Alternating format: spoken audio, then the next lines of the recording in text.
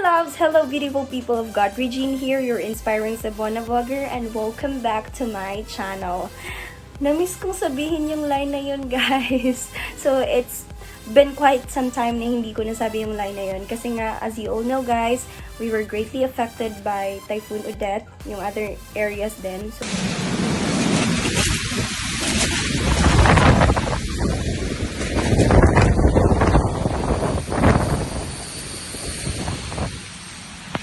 kami dito sa Cebu, we were really greatly affected by the typhoon. So, a lot of people were struggling, a lot of people were surviving, and patuloy na lumalaban sa buhay. So, yun guys, kung na-notice nyo, most of my clips sa previous vlogs ko, mga montage lang talaga siya. Kasi hindi ko pa talaga kayang sabihin yung lines na, "Hey guys, welcome back to my channel," na pure of emotions. And gusto ko kasi guys na every time I do my intro dito is like it's alive, I'm giving life, I want to inspire you guys. So nung time na yun, nung nagka-typhoon, hindi ko pa talaga kayang mag-intro and sabihin yung lines na yun with so much conviction and genuine feelings. So yun guys, na-miss ko kayong lahat. So yeah, I celebrated Christmas din sa province, guys. So, wala kaming electricity, walang stable na signal. Merry Christmas! Happy birthday, Lord! So, it's the moon that's giving us light this Christmas. So, there's still no electricity, no internet connection here in the province, but we are very much grateful that we are with our loved ones.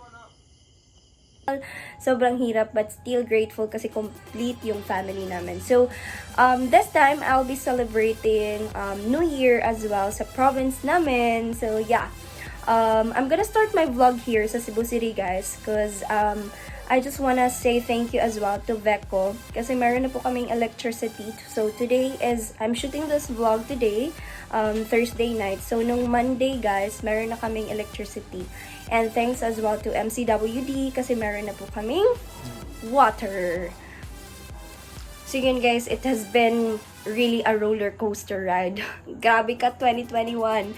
But yeah, looking into the positive side of life, marami din namang itinuro yung 2021 sa atin, and marami din siyang realizations, and lalong-lalo na yung pagpapahalaga natin sa kung anong meron tayo, kung ano yung binigay ng Diyos sa atin. And I was able to prove as well that God never failed to let me feel His presence always and in all ways, guys. So I'm very much grateful for all the blessings, and the rule is always pay it forward and offer it up. So yun guys, I may not be able to vlog what I did as well for those people who really need it the most kasi nga I was so busy with work, I was so busy with personal life, a lot of things came in. So yun guys, hindi ko na siya na-vlog, but I'm really grateful that God witnessed all those kindness, and I am grateful that He used me as His instrument to be a helping hand to the people who need it the most. So in the future, we will be able to touch more lives as well as we continue in this journey. So, ang dami kong chika, na-miss ko kayo guys. So right now guys, so since meron na kaming electricity, and we decided kami ng brother ko, parang kanina bumili siya ng Dunkin Donuts, and ako bumili ako ng favorite namin na cake, yung ube cake sa Cardinal. Alam niyo yun guys, favorite ko yun. So alam niyo na, alam niyo na kung anong ireregalo, joke lang.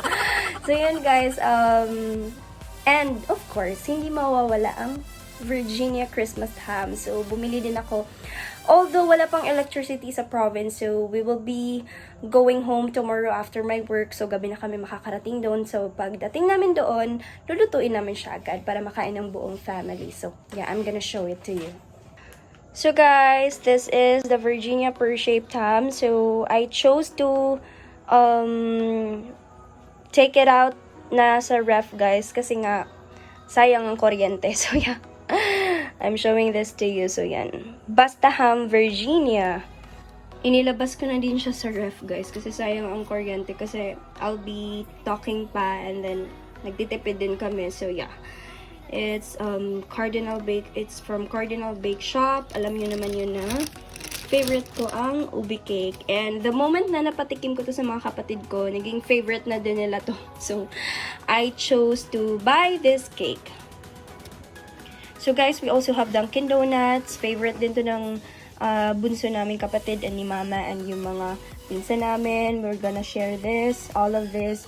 So all for the family. So kanina kasi since wala pang klase yung kapatid ko, umalis siya kanina, pumunta siyang Ayala and bumili siya ng Dunkin Donuts.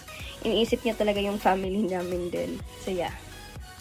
So that's it guys. Kahit binagyo na, God is still making a way for us to like celebrate New Year, and we're opening again another chapter of our lives, and that's 2022. So for the next clips of this vlog, sa province na. And kahit wala pa kaming stable na signal doon, wala pa kaming kuryente, so we're still grateful na kasama namin yung family na magsi-celebrate. So yeah, battery na siguro, parang battery yung gagamitin ni Papa.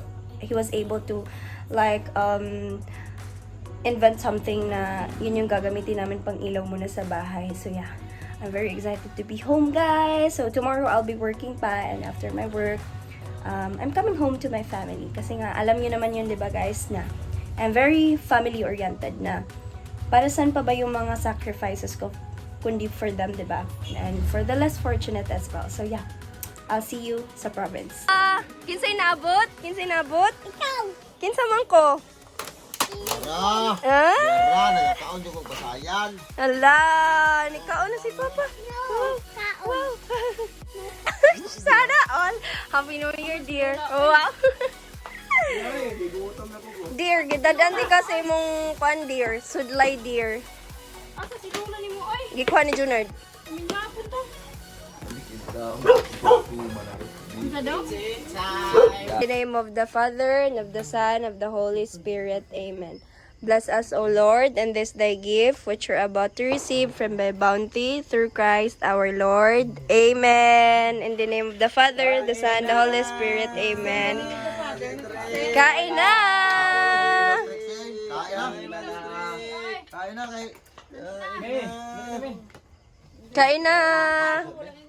Kaon, usab yun. May plato? Si Lula. Sila Ate Juna. Nagkuhan pa siya?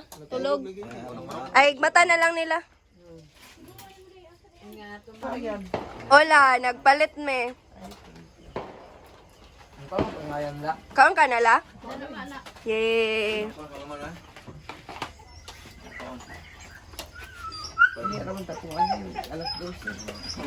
Gato kasi mga apo.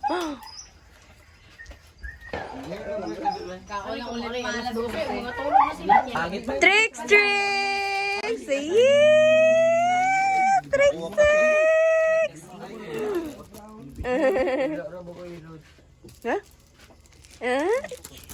Nami? Wala! Kaon si Trixie. Kaon si Trixie. Yummy?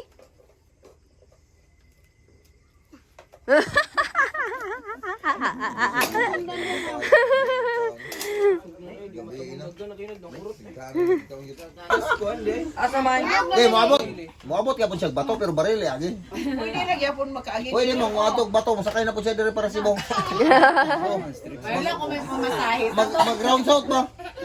Round out. Kung wala ta pamasahe.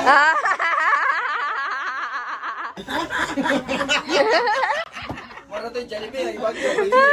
Ana man si Jollibee kay bagyo man. Ana mo to no? Jollibee. Ato sa hindi mo ni ang sa Argao guba. Bati ang Jollibee sa Argao kay nagtago si Jollibee naadlong sa bagyo. Sulod sa talisay kina sa gawas. Kasi ko kuyugo na to si. Ito ba si Jollibee, be? Kayo ganun. Ayaw.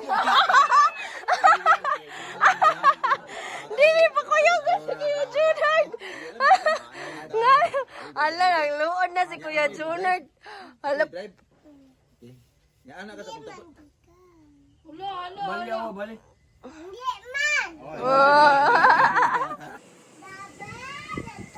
Hi guys! So, I am here sa rooftop ng extension house namin dito sa province.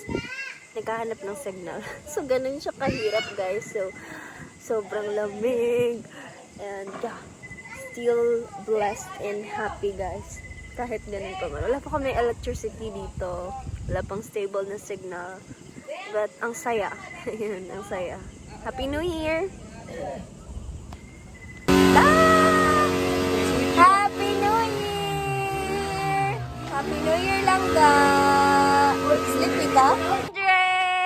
Happy New Year, nak-nak! Happy New Year? Happy New Year?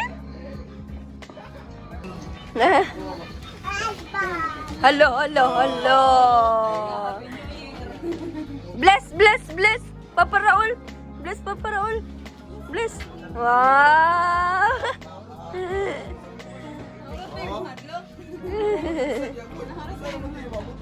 Pa-picture tricks kaya ang imo nga rin may mga sa 2021 na ka.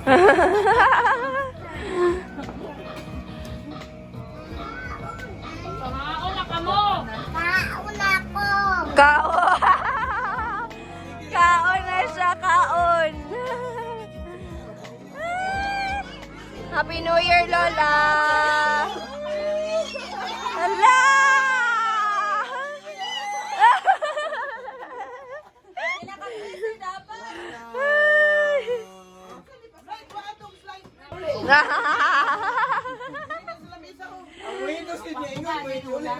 Abi man ako kay mamalit.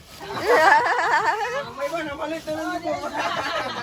Dahil napakot sinilas. Uy, pera yan. Asa naman? Importante ka ito dito na. Mauro mo ito. Ano ka ngayon sa alambre? Nice! Okay na to, stro. Alambre man. Man kaya baka ano to, pag alambre bukas man ang astro. Nakasila ka pala. Ang kuya, turito ni Paul.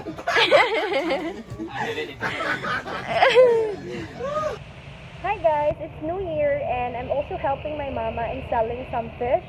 So si Papa pumunta siyang dagat kaninang madaling araw so meron kaming tindang isda ngayon. So si Mama nandun siya sa iskina, so ako naman dito sa pwesto namin. So wala pang kuryente, so wala pang ice guys. So kailangan namin mabenta agad-agad yung mga fishes namin. So yun. Ayun! My brother is also helping me out guys. Diba? Tulong-tulong kami.